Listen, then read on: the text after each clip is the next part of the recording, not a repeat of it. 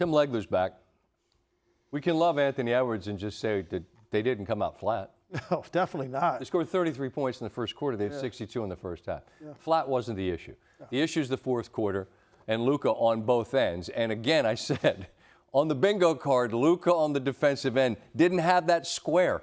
Didn't have that one. That was significant. You're touch screening Luka's defense. Luka, if you're ever going to submit a tape for all defensive team in the NBA, this is it right here. These two plays. Take a look at it, including, I think, the coup de grace for Luka Doncic defensively in his career.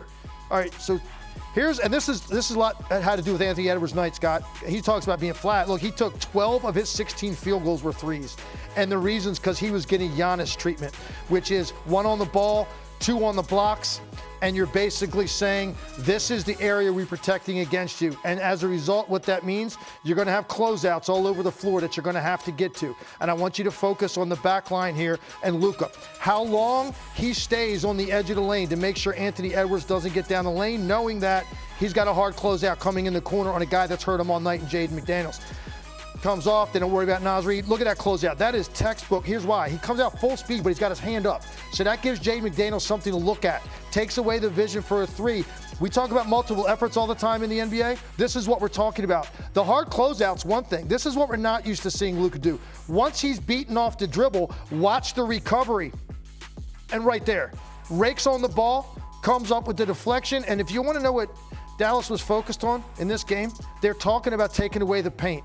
And they're going to give up these kickouts all night. They did. That's why Minnesota took 49. This is a huge play in the game. 4-point game, 8 minutes to go to get the turnover. But this is the one, Scott. Oh, I can't wait to do this one. This is all Luka.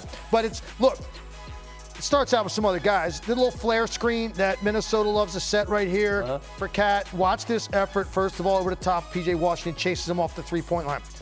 Now, Rudy's diving. Here's the focus back here. Take a look back here at Luka Doncic. Jaden McDaniels is over here in this corner. He has killed them all night. This is a very large man in Rudy Gobert diving to the rim. Luka has a tough decision to make. He's trying to read this. Do I go? Do I stay home? McDaniels 6 of 9 from 3 in the game. Absolutely. And look at the score. It's a 2-point game with 1:14. You give up a 3 right here, and you're going to go down 1. But he full commits, so Rudy Gobert can't get to the rim. But it's the next part. What that sets in motion. Watch these closeouts. There's going to be one here. There's going to be one here by Lively. 1, 2, and now watch this. What? Luka! What?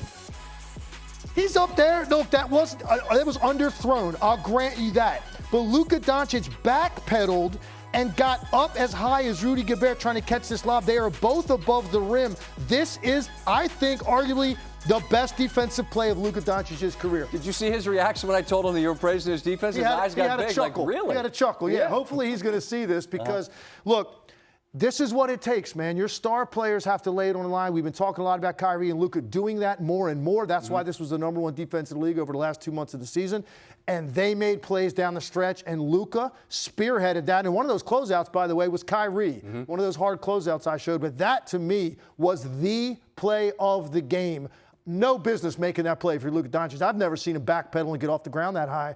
But he breaks up the lob. They get the steal deflection. They go on to win the game. All right. I had an idea in our show meeting that I thought was ridiculous. But then the more I thought about it, I'm like, you know what? Actually, it might work.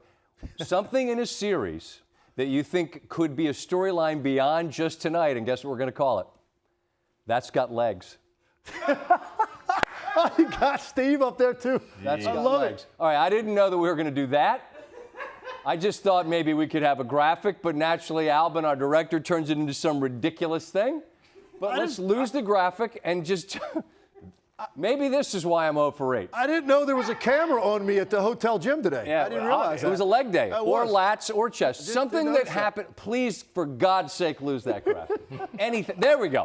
What's something from this game that could be something that continues throughout the rest of the series? I think for me, it's the way Luka's operating in one-on-one space, getting to his mid-range. That was a huge part of his game tonight. He's still not making a high percentage of his step-back threes. He hit a big one late in the game. 12 of 26, 3 of 10 from 3, but it was when he hit the threes. Absolutely. But the middle area of the floor is when he had his most success. And that's going to continue because These are different type defenders than Lou Dort, who doesn't give ground when Luka hits him with that big shoulder. These guys give ground a little bit, and that's all Luka needs for that separation at 18 feet to step back at the leaner. So now it's going to be interesting to see the chess match and how Minnesota wants to deal with that and getting the ball out of his hands.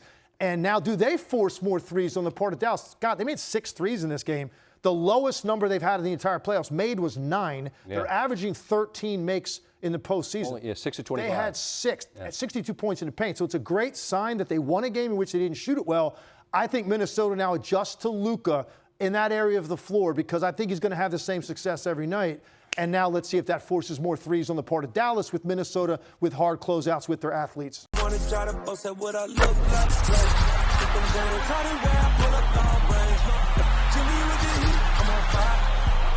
NBA,